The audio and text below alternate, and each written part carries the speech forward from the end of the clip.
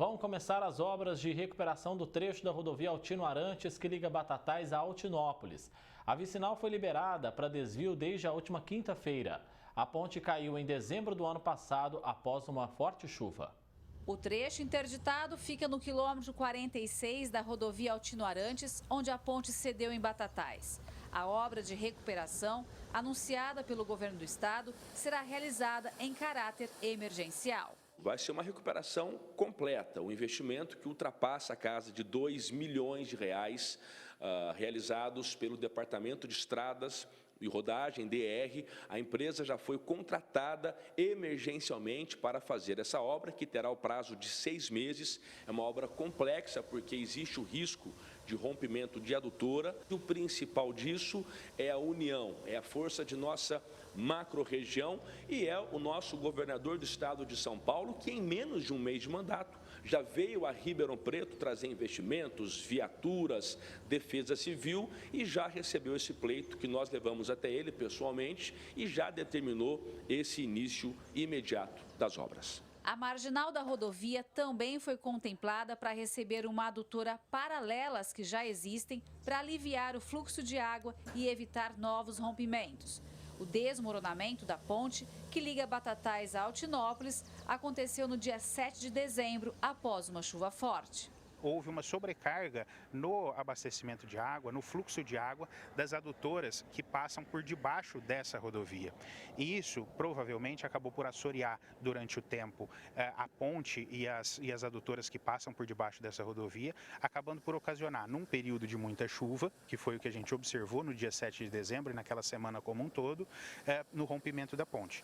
Esse é um estudo técnico que está sendo feito pelo próprio Departamento de Estradas e Rodagem, tá? Não é a Prefeitura de Batatais que realiza, mas são as informações que eles nos enviam rotineiramente aí sobre o evento que ocorreu. A marginal da rodovia Altino Arantes foi liberada para desvio na última quinta-feira.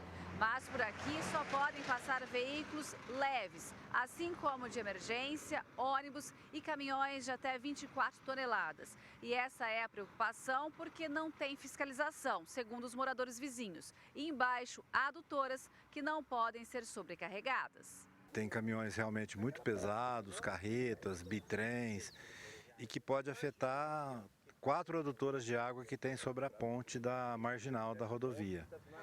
Então, a questão seria mais de sinalização e fiscalização. A sinalização ainda precisa ser melhorada, a gente teve um acidente no domingo aqui. Certamente pela fiscalização ineficiente, a sinalização ineficiente e a fiscalização que a gente não tem. Não tem polícia rodoviária, não tem o DR e os caminhões estão passando à vontade. O acidente causou a morte de um homem de 54 anos. A outra pessoa que estava no veículo ficou gravemente ferida. O carro capotou ao atingir a barreira de terra que serve para bloquear a via. O Daniel é dono de um posto de combustíveis na beira da rodovia e espera que as obras aconteçam o mais rápido possível, porque os prejuízos também já foram muitos até aqui. Meu posto ainda não fechou, mas eu perdi 70% das vendas. É um impacto violentíssimo, né? Como eu te disse, pagamos aluguel, pagamos folha de pagamento, pagamos financiamento de capital tomado no sistema financeiro e as taxas estão muito altas. Nós temos outro posto seguindo em frente aqui sentido Altinópolis, que já dispensou mais de 20 funcionários, né? Está numa situação ainda pior do que o nosso. Temos outras empresas de laticínio, temos hospital veterinário, temos madeireira, ou seja, muitas empresas aqui na beira da rodovia estão sofrendo demais com relação a essa questão. Gislene Lopes, de Batatais, para o Jornal da Clube. O DR informou que os trabalhos devem ser concluídos em 180 dias e 100 mil pessoas serão beneficiadas pelo empreendimento. Para falar mais sobre isso, conosco aqui no nosso núcleo de jornalismo está o Anderson Manzoli, engenheiro civil. Manzoli, antes de tudo, as obras de recuperação da Altino Arantes em Batatais precisam acontecer o mais breve possível e dentro dos prazos para garantir a segurança dos motoristas e liberar logo aí essa via, né? Ótima tarde. Boa tarde a todos, boa tarde a todas, boa tarde, André. Sim, hoje nós temos várias tecnologias que nos permitem fazer obras como essa num tempo até menor. Por exemplo, utilizar estrutura metálica, sistemas pré-moldados e que você, utilizando essas tecnologias, você consegue diminuir bastante o tempo de obra. Então é importante não só levar em conta o valor final da obra, mas o tempo, porque veja, tá sendo muito ruim para os comerciantes e para as pessoas que moram aí na região essa demora toda. Então, 6 meses é um tempo, na minha opinião, que poderia ser reduzido para um tempo menor. É possível, com a tecnologia de hoje, fazer uma obra desse porte, uma obra de qualidade num tempo menor. Bem, a ponte cedeu após uma forte chuva, Manzolli, rompimentos de redutora são casos que merecem atenção e também uma manutenção contínua. Exatamente. Veja, é muito fácil a gente simplesmente colocar a culpa na chuva. Mas a pergunta que se faz estava sendo feito as manutenções preventivas e corretivas? Por exemplo, eu sei que vai iniciar um período de chuva. Foi feita alguma verificação por algum profissional, pode ser engenheiro, pode ser arquiteto, pode ser qualquer profissional gabaritado, a verificar se aquilo que se tem de infraestrutura é o suficiente? Então, essa ponte, por exemplo, qual foi a última vez que foi feito algum laudo, alguma vistoria para verificar a integridade da sua estrutura? De repente, antes de iniciar as chuvas, se você fazendo uma verificação preventiva como essa, você verifica que a ponte já apresenta algum problema e poderia, antes de acontecer o colapso dela, fazer algum reforço estrutural, algum tipo de obra mais barato, mas que facilitaria o novo volume de água estar passando por ela.